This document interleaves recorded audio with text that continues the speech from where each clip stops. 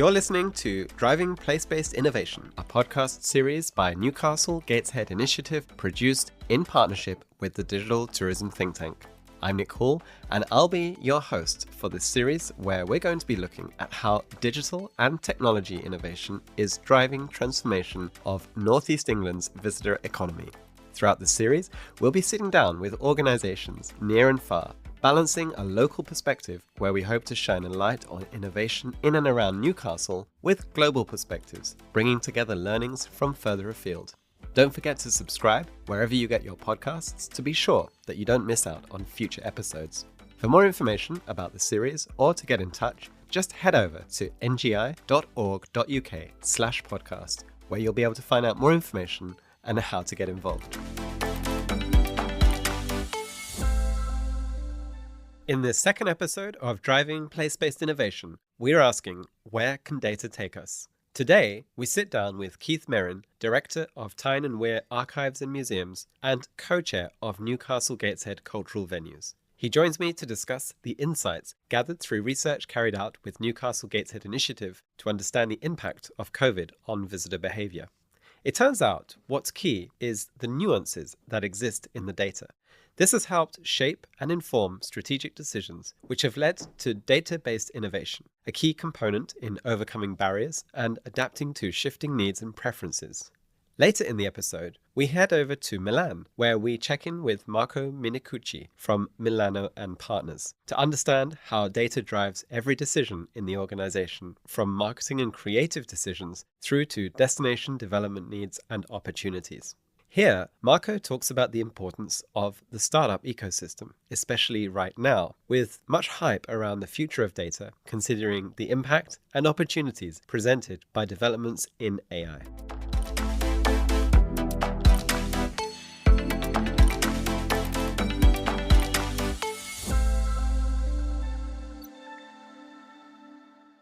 So my name's Keith Merrin. I'm the director of Tyne and Weir Archives and Museums.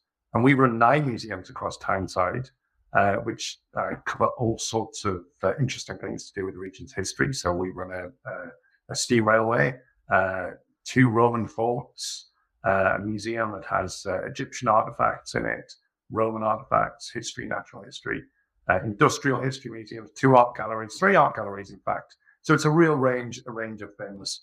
And together they attract around 1 million visitors each year. So a huge responsibility and a very eclectic range of cultural and historical places that you look after. Give us a little bit of an idea of how you then think about audiences and the public that you're trying to engage with.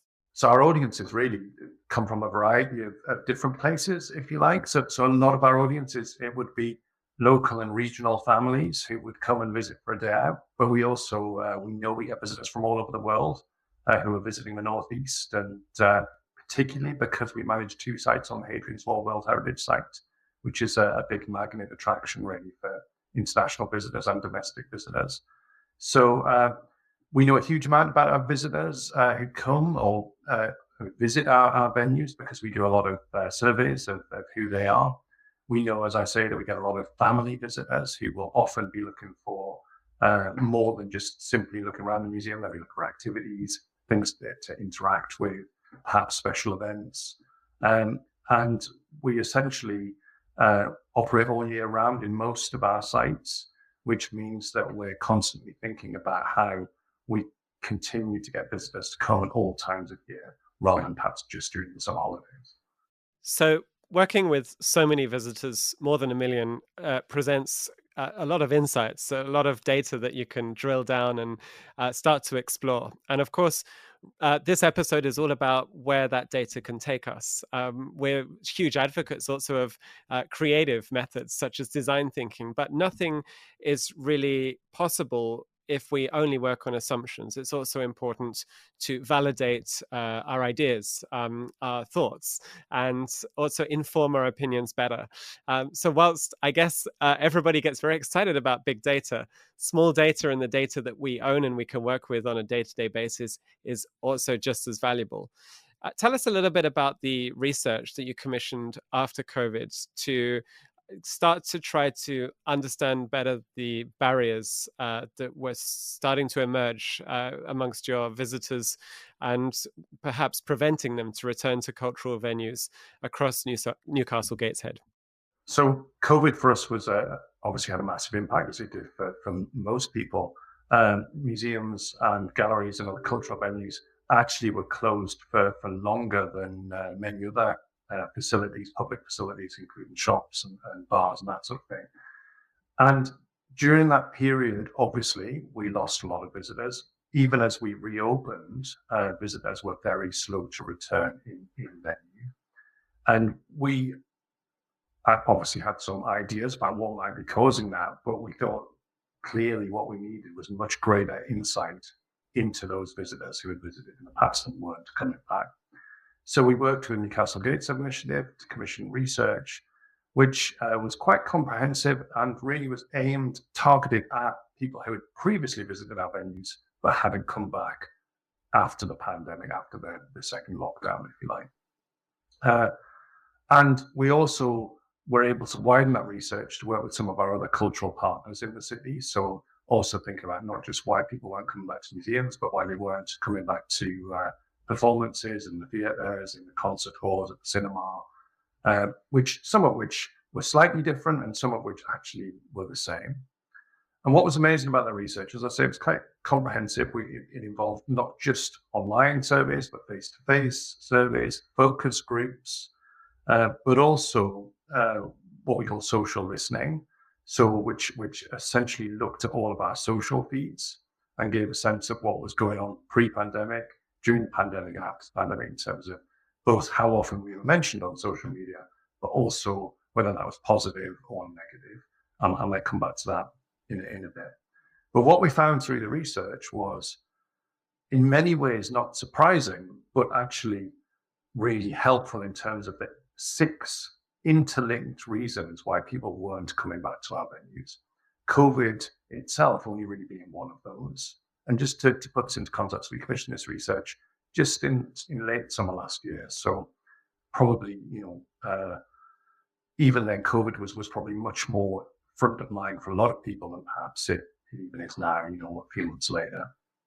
But it wasn't as simple as people saying we don't want to come back to venues because of COVID.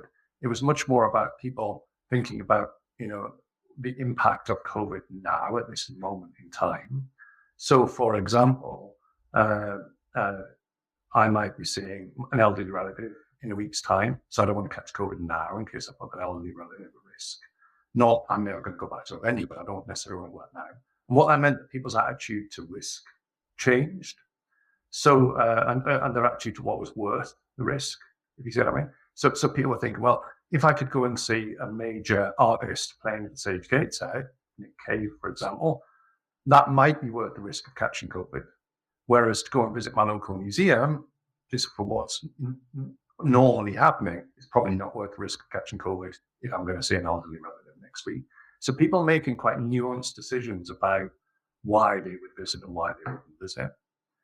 The second thing really was linked to that was about consumer confidence and about tying up money in tickets for things. And what we found was that people were not so keen to have money tied up in things that were going to happen some time off. And a lot of people had bad experiences, I think, during the various lockdowns where they'd been unable to, or they'd been unwell themselves and unable to attend an event that they paid a lot of money for. So we found a real change in consumer behavior in terms of buying tickets, booking and things in advance. Third factor was about changing habits. And this was quite, I suppose, again, obvious but interesting, that after 2 years of lockdowns and often being at home, people have found different things to do with their spare time. So where at one time, Saturday morning might have involved getting on and taking the kids to a local museum. Now, during lockdown, they've got a dog or a camper van, and suddenly Saturday morning involved something slightly different, taking the dog out to the beach or whatever. Or, kind of obvious things again, but Netflix subscriptions or other streaming site subscriptions had taken the place of those activities that at one time might have been cultural activities. within the local area were now taking place online. Cost of living crisis, we found, was a big factor for people, and people starting to think about decisions that they were making in terms of the cost, particularly transport costs, the costs of travel and transport for visiting venues or for taking part in cultural activity. And also awareness, the fact that people who at one time were very aware of what was happening at our cultural venues, partly because of this social media. They'd seen other people visiting things, on Facebook, saw another family going and doing something, we should do that. Suddenly that wasn't happening. So people's awareness of what was going on was much lower. And then finally, there was a set of factors that we call external factors, things that perhaps aren't in our control outside of our venues. So, for example, road layouts might have changed, parking prices may have changed, gone higher. Also, restaurants, cafes, bars that perhaps used to operate on a 7-day cycle were now reducing their opening times. And I think that continues now as patterns of people working in the city change, that some bars, restaurants are only open certain days. And what that meant was that people who were trying to plan a cultural activity couldn't necessarily rely on some of the things they'd always relied on. I always used to park here. I always used to visit this place for lunch and then pop to the museum or a show or whatever. So none of these things on their own are particularly shocking. I think they're kind of common sense to a certain extent, but understanding the interrelationship between them was quite key to us. And particularly thinking about the fact that people would only come out and engage in cultural activity if it was worth the risk, if you like. But it had to be low or no cost. It had to be something they heard of. They didn't want to tie up money with it. And it had to be, fit in with a new lifestyle and they might have created over the last couple of years. Started to make us think that actually the information we were getting through all this data, the response to it was also going to have to be quite nuanced, complicated, and involving lots of different partners. So that's quite a lot of insights to unravel. And as you said, with a lot of that, it's on the fringes, it's nuances, it's quite subtle lifestyle changes or behavioral patterns or things that have been introduced. Even, as you say, these very, very small barriers, which in ultimately resulting in quite big behavioral changes, such as whether certain businesses are open or doing their activities in the same way that they used to. And I guess all of this creates a web of challenges to overcome or to adapt to these new realities and try to somehow find a way for the museums to be a relevant part of their lives now, their lives today. So with all of this data and insights, it at least gives you a starting place to start thinking about solutions. I understand you involved different partners and you started to form good collaborations to innovate and to find solutions and ways to address some of these issues. Tell us a little bit about some of what came out of that. Yeah, so it became very clear from the research that the solutions that we needed to find were ones that weren't just within our power to implement. And it kind of led us to working quite closely with some of our partners, the City Council, Newcastle Gateshead Initiative, the Business Improvement District, but also transport providers and other cultural partners. So one of the first things we did was actually just an awareness campaign, given that awareness was low, and the social listening that we did actually pointed towards this, that people just weren't talking about our venues very much. And so we were able to bring all the cultural partners in the city together to run a campaign across the city called Make Your Moment, which was about reminding people that being in cultural venues is about the moment. It's about the experience, the memory that you get from that. But also we formed a very close partnership with Nexus, who provide the metro transport system within the city. And they were already thinking about, obviously they wanted to get people back onto the transport system.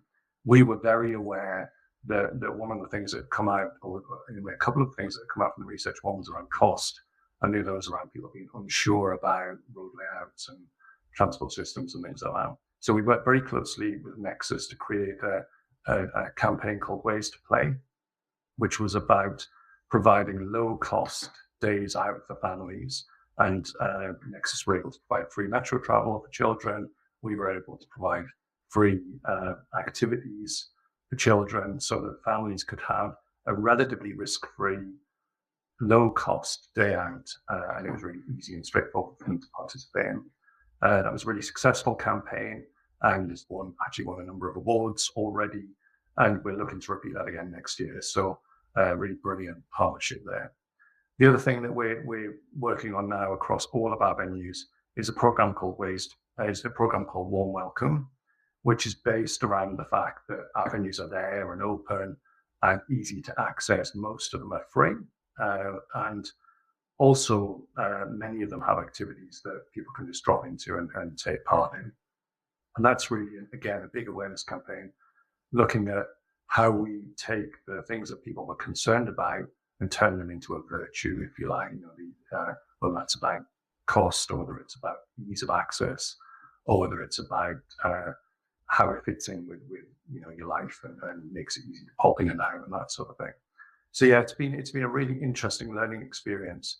But at the heart of it is a real sort of understanding of the data, and a real, as you say, an understanding of the nuances that sit within that data, and how we then use them, replay them in our messaging back to visitors.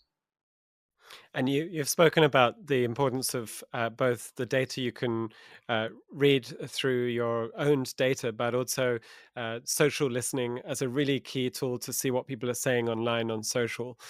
We often think about social listening as something which is entirely about sentiment. Are we seeing positive reactions or negative reactions? But I think there you point to something a little bit different, which is almost absence.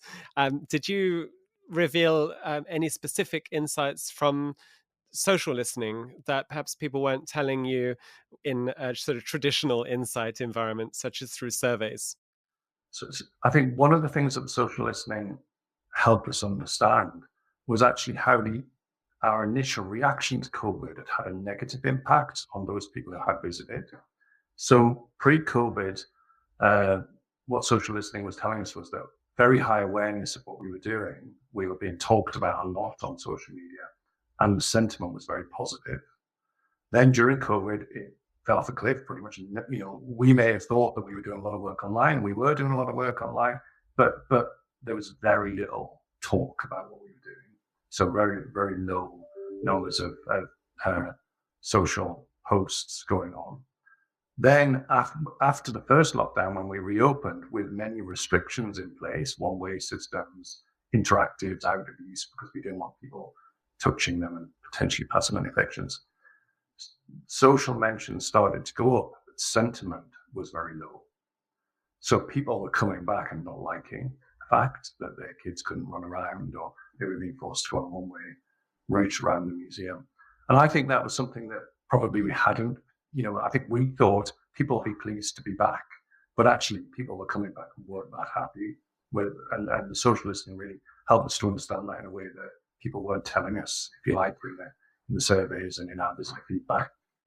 So it seems that through COVID, there's been this need to react to things as they happen, as they change, from necessary restrictions to protect public safety, to making difficult decisions on how to open up and what to open up, and how restricted or unrestricted different things can be. And all of these decisions perhaps are a double-edged sword. They perhaps benefit some and they frustrate others. And I guess you've been able to really understand the impact of all of that and think about how to address that.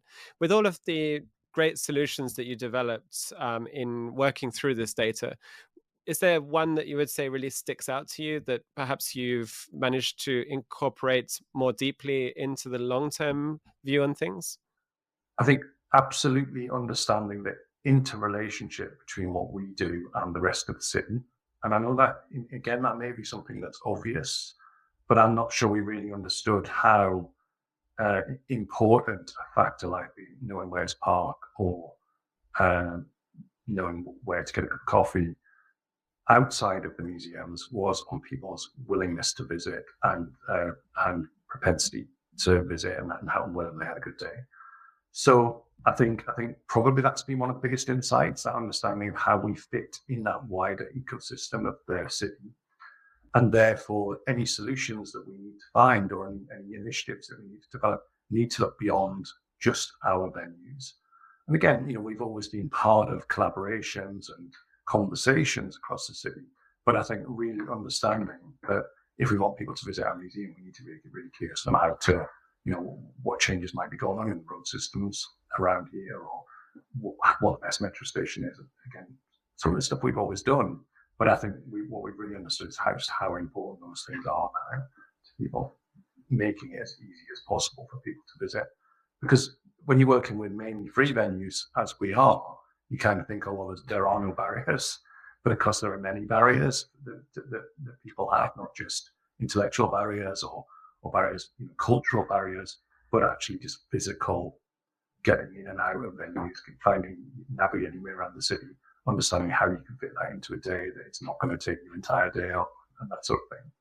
Yeah, so some really great insights there, and I think the key message is to be open to what we can learn from data, to synthesize different sets of data, different insights, and to perhaps also consider the subtleties within that data, the nuances, the things which perhaps can be quite easily overlooked, but if we put them all out, they tell us a picture that perhaps isn't so clear or so obvious. And then I think lastly, this message that you shared of collaboration, the need for us to work together as an industry, whether that's between mobility and arts and culture, or between businesses, or in fact between everybody. I think there's a key message there that whilst we may own some of our data, we may license other data. In fact, it's data that we should all share and be able to have this open dialogue around in order to really strengthen our collective insight.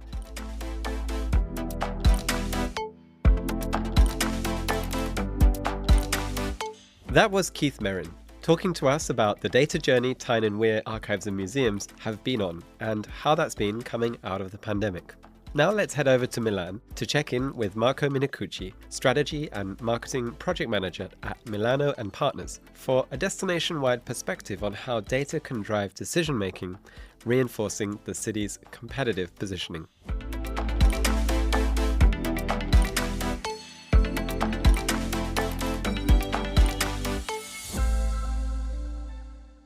I'm Marco Minicucci. I'm the head of strategy and marketing at Milan and Partners. We are the destination marketing organization of the city of Milano, and we'd like to tell the stories of our city, and we are very always curious about what's happening around. So before we jump into data and start to really unpackage what this means and how this is incorporated into your day-to-day work, tell us a little bit more about the role of Milano and Partners and what it is that you're mandated to do.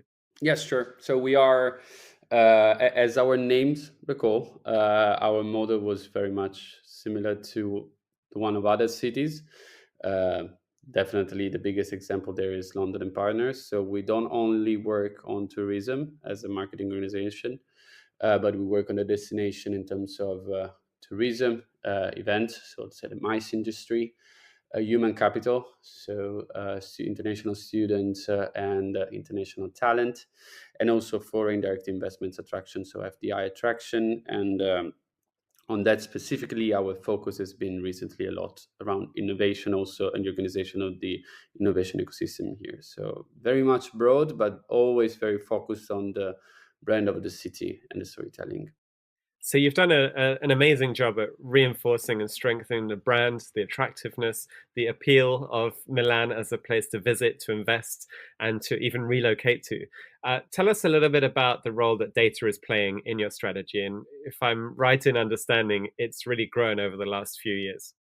Sure. No, I think that it's always been one of our focus. Me and Luca, our general director, we always thought that it was a cultural first issue that we had to address. I think that there is value also in just telling yourself that you always need to look at data. And for also, let's say, just to give a bit of background for myself, my previous experience at work was with Bloomberg Associates. So I come from a world which is the one of Michael Bloomberg, that used to say that only God was the one that didn't have to come with data. I think that that shaped a bit the way in which I see the decision making process that we have. I think that it's always important because, especially when we're talking about marketing and especially creative branding, there's always a bit of tendency to try to have a very strong opinion, which is radicated on what we feel and what we believe of our cities. We are definitely not objective in the way in which we picture our cities because we are very much in love with them. So, to me, data and to us, data has always been a matter of listening to what the people were thinking about our city. I think that there's been a lot of development around the type of data used. I think that at the beginning of, let's say, the, at the beginning of the social media growth, there was a lot of thinking around social sentiment, which I think that maybe now has decreased in terms of interest. And now there are a lot of interesting and super interesting sources of data that we try to use, and what we're trying to be is also an eye for all the city and for all the different organizations in the city.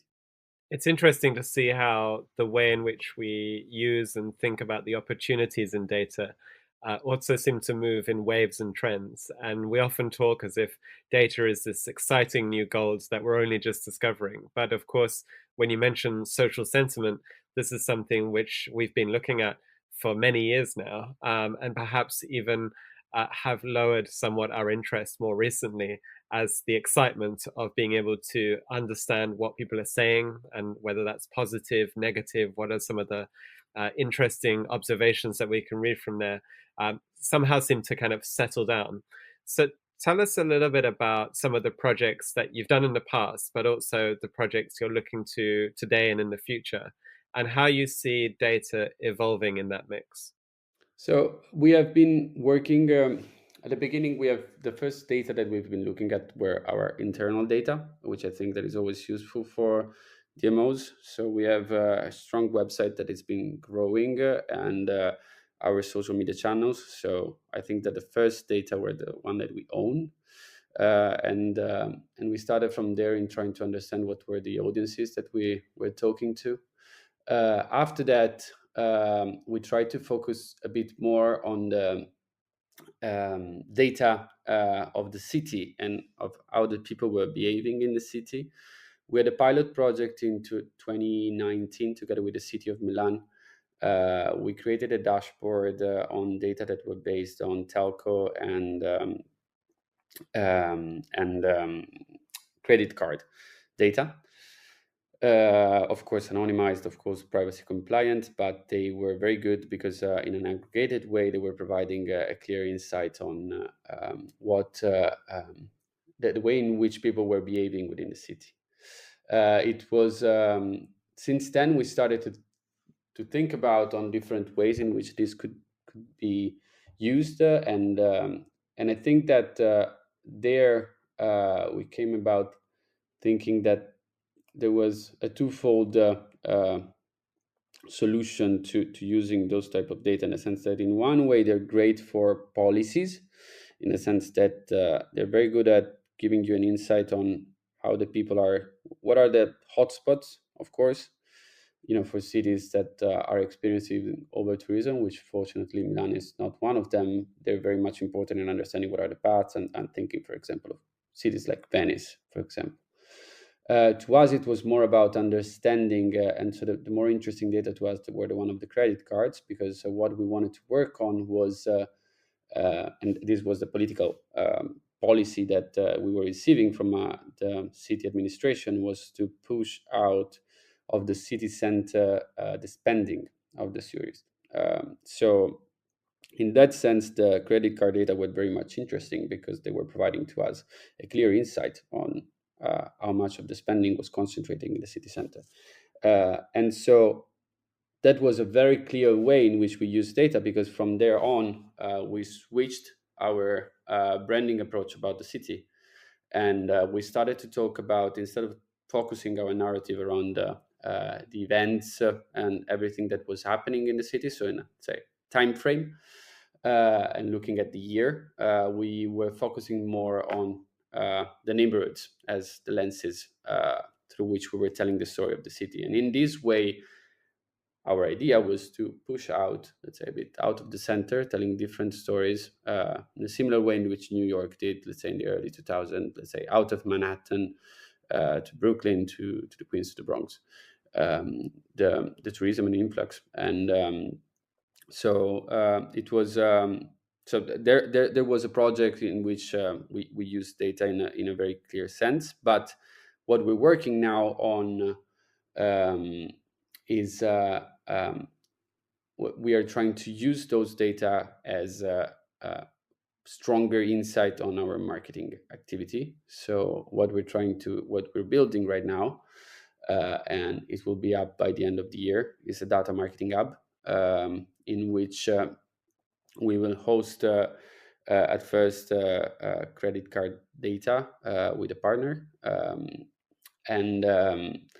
Other than that, we will try to put different sources, both open data and non in the future. So this is the project. This is the way in which we're doing it. The data marketing hub will be then connected to a platform that will then create marketing campaigns. Again, it's all anonymized, so due to privacy issues, of course, it's not possible to directly link people to those data, but they're very good insight to then use AI to drive marketing campaigns. So this is a bit the field in which we're working on. So your long-term view is to actually better connect all of the data that you have and to become better prepared, perhaps even start to make some progress towards experimenting a little bit with AI in your marketing flow and being more predictive, creating more predictive actions, more personalized actions, and smarter responses uh, to user behavior. Would that be the right way to summarize it? Yes, and definitely, it's always for us, as I was saying before, for us, the focus is always to know as much as we can about our audiences. That's our obsession. We want to know the people that are coming here, and to be fairly honest, I think that paradoxically we're still not good enough as DMOs to know how the people are behaving actually within our cities. Of course, there are all the right limits that needs to be put in terms of privacy. But when we're talking about aggregated data, I think that it's fundamental because a lot of time we're still assuming the way in which people behave within our cities, and also before, of course, which is even more interesting as a marketer. So you've been able to tap into really valuable data. You mentioned telecoms and credit card data in this aggregated or anonymized format.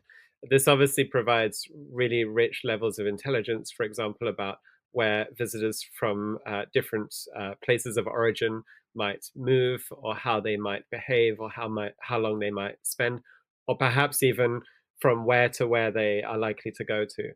Likewise, with card data, you can see how much they're spending and what kind of experiences they're spending their money on. So I guess this is really valuable intelligence. It changes research altogether from being something we collate over time and analyze to something we can see in real time.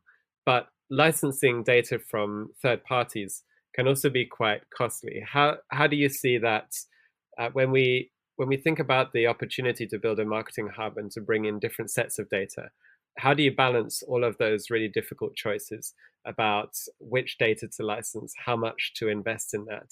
Do we want to invest in that as a one-off or something that we want to have, say, over a 5 to 10 year span? This must be really, really difficult choices, not only to make, but also to be able to justify. So I don't think that there is a perfect recipe in the sense that I think that it's very much connected to let's say how the ecosystem is shaped, in the sense that to us, the way in which we approached it was that there was a big movement around open data in Italy and in Milan in, say, between the 2010 and 2020. The city of Milan has done a terrific job on that. We have a lot of open data, and I think that it's very important. To us, the approach was that we thought that at the beginning, we thought that one way to look at it was to work on open data and on platforms. So for us to be a platform for different sources of data, we soon realized that without a commercial approach, it was very hard for this type of projects to thrive, because platforms tend to become old, and without a commercial approach of a specific actor, the risk of having a product that is out of the market in 2 seconds is very high. And generally speaking, the marketers that are actually interested, they, they tend to buy data. So um, uh, other than the fact that there is a right level of open data that needs to be there, our approach was to find a partner, which we found right now, um, that will commercialize the dashboards and the solution, the marketing solution. We are doing it in collaboration with them, but the idea is that they need to be out on the market to sell this product. And I think that it's the only way in which we can actually change the culture also, let's say in the hospitality sector, in terms of using more data to drive campaigns. So I think that this was the biggest insight on which we worked on, and we will see now how it works. But to be fairly honest, every time that I saw uh, platforms that had a very, very strong public driven purpose, uh, they tend to get old too soon, and it's a huge problem, especially when you need platforms that need to be flexible enough to host new data, and with also with the landscape that is changing so fast in terms of the rules and the privacy issues. So partnership is key here, both in who you choose to work with to ensure that that platform continues to evolve and adapt and become and maintain its relevance, but also in terms of thinking about how everybody can plug into that ecosystem. I want to touch a little bit on you mentioned earlier this kind of balance of being objective. Data gives us that opportunity to look through the lens totally objectively, see things for what they are, what's happening, and in an undisputable way. But of course, as marketeers in developing the city, we have to be strategic and we have to then apply subjectivity. When we think about the advent of AI as something which is coming pretty fast, and perhaps some of those creative decisions even get taken out of our hands if we are to trust AI. How do you see the balance of using data and making completely objective decisions purely based on data, but also being able to make our own opinionated decisions based on our experience and based on our subjective viewpoint? It seems like it's getting harder and harder to justify the subjective side of things. So my approach to this is that I consider data to be quantitative and qualitative, and I think that there is qualitative data that only a person that experiences the city can have. Um, so from that point of view, I think that the way in which we work generally as marketers is that we start from a very high level data approach. So we're not looking in the in the finer details, but we try to find a general direction for the year that we want to target, and from there we try to build an insight that is rooted on what we feel that is the perception of that we have in the city. We're very we're always very attentive about the way in which the city itself perceives also the way in which we market it. So as a general approach, what we tend to do is always to have the campaign. When we have a campaign outside, we also run it in the city, because we want to make sure that the city knows what we're saying out abroad. So we start from the data, but then we listen to the city a lot. So the artificial intelligence, to me, potentially, well, that other than the fact that if somebody wants to take, like an AI wants to do the job instead of mine, I'm always happy and keen to leave it. But other than that, the way in which I think that we will use more and more AI is in getting better about predicting the fluxes of the influx of people, and how much, and in getting better in understanding what is the impact that we have within the city. So I don't see it much on the creative part. Maybe on the creative part, more for the editorial purposes. I think that could be a game-changing approach, because a lot of times we have to spend a lot of money as DMOs in creating content that a lot of the time is already out there. So with all the respect to copyright issues that needs to be paid, I think that probably that would be the biggest way in which I see AI to be used in the future.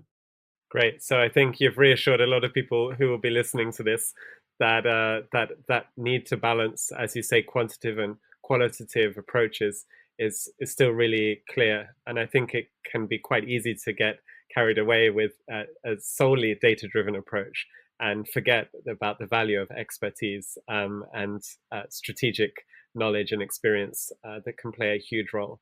Indeed, though, there are many opportunities to create efficiencies, to speed up, to improve, to make things go quicker, faster, or better.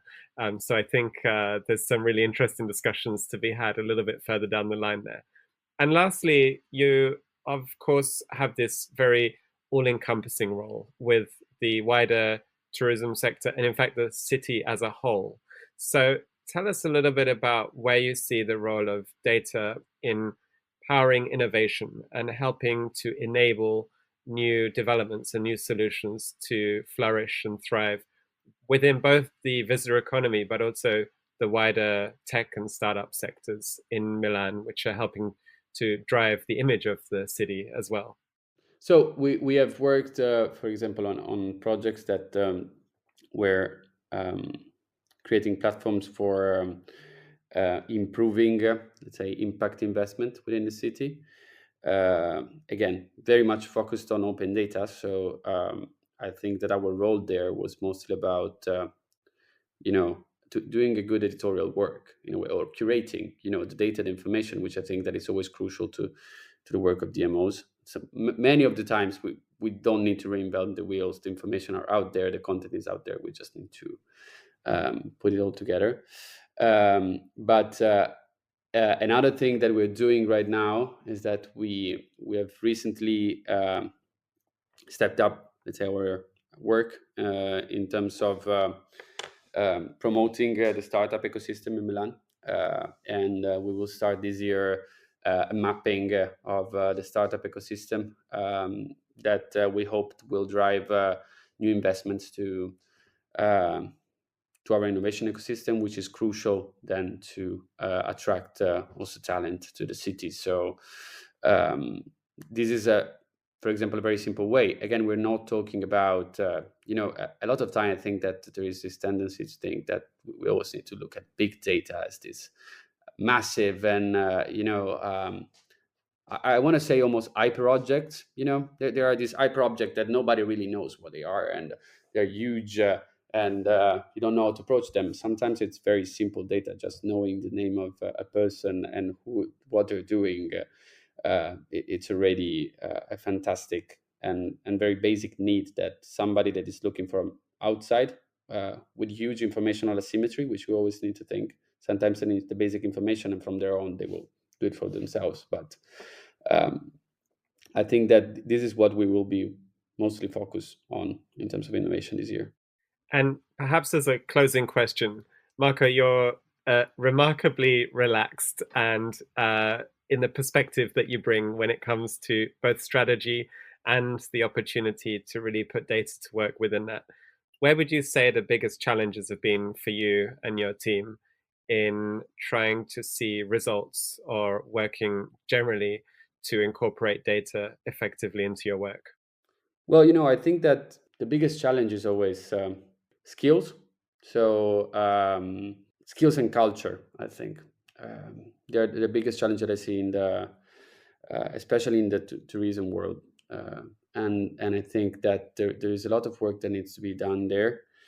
Also internally, we need to do it more. But I think that it's it's a matter of approach and how you start your thinking. Um, and I have to say that one of the biggest challenges to me is that sometimes I'm very much tempted to move up from an insight that it's purely coming out of my mind. I'm walking down the street and I'm thinking, wow, I should definitely do a campaign about this, and this should definitely be this thing, and always need to make a step back. And sometimes I think that the biggest challenge is there, to make sure that what you were asking before, make sure that the data is not killing your creativity, but that your creativity is not afraid of data in a way.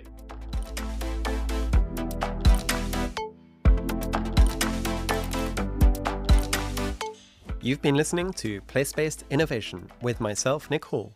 The producer of this series is Ana Balaguer-Sanchez, production and editing by Dan Hopkins. The series is part of the Hospitality Innovation Tourism Supply Programme, which supports businesses in Northumberland, Newcastle and North Tyneside to meet challenges through innovation.